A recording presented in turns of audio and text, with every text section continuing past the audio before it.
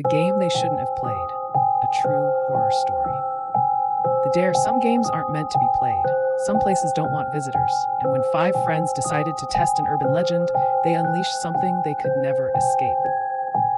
This is a true horror story about a group of thrill seekers who spent one night in an abandoned house. They thought it was just for fun, just a stupid game. But the moment they started playing, the house played back. And by the time they realized the truth, it was already too late. If you think you can handle this story, stay till the end. But be warned, after this, you might never look at the dark the same way again. The Legend of Blackwood House. It started as a joke. Jason, Mike, Emily, Sarah, and Ryan had always been obsessed with horror stories, the kind you tell around a campfire. So when they heard about Blackwood House, an abandoned mansion deep in the woods, they knew they had to check it out. The legend? Decades ago, a man went insane and slaughtered his entire family inside those walls. Locals claimed the spirits never left, that anyone who entered after midnight would hear whispers calling their name. Of course, the five friends didn't believe in ghosts, but they did believe in a good scare. Entering the house at 11:57 p.m., they parked at the edge of the forest. The house was a looming, rotting structure with shattered windows and a front door that hung slightly open, as if waiting. The air was thick, almost suffocating. "Guys, this place is seriously creepy," Emily muttered, rubbing her arms.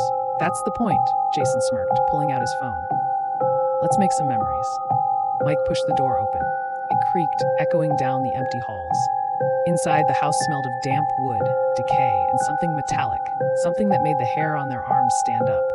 They wandered through dust-covered furniture, peeling wallpaper, and a grand staircase leading to a dark second floor. The game begins. Then Jason pulled the board from his backpack. "Are you serious?" Sarah frowned. "Come on, we have to make this night worth it," Jason grinned. "It's just a game." It wasn't. They sat in a circle, placing their hands on the Ouija board. Jason went first. "Is anyone here with us?" At first, nothing, silence. Then, the planchette moved. SAVME. Everyone froze. "Save you? From what?" Ryan asked, his voice suddenly unsteady. The board spelled again. EISHERE. The first signs, then, a loud bang. The front door slammed shut.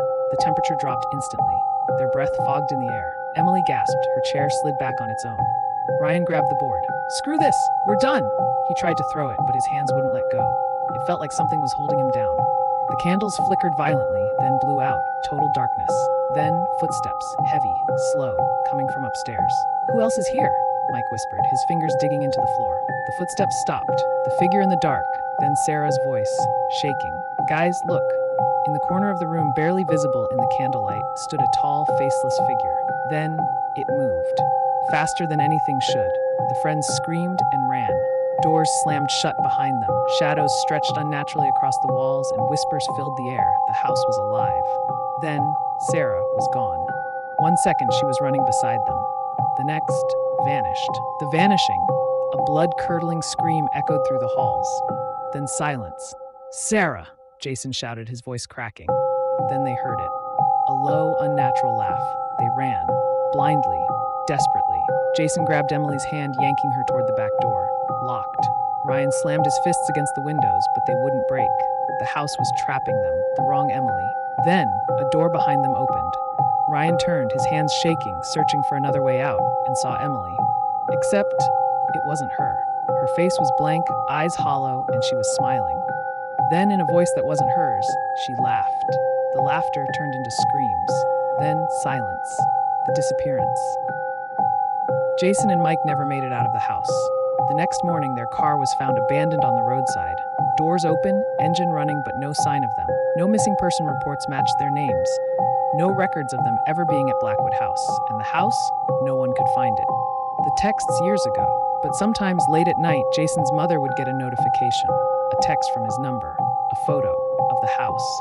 Some places erase you. Some games play back. And some things never let you go. You also like this story, so like my channel and subscribe and click the bell icon button.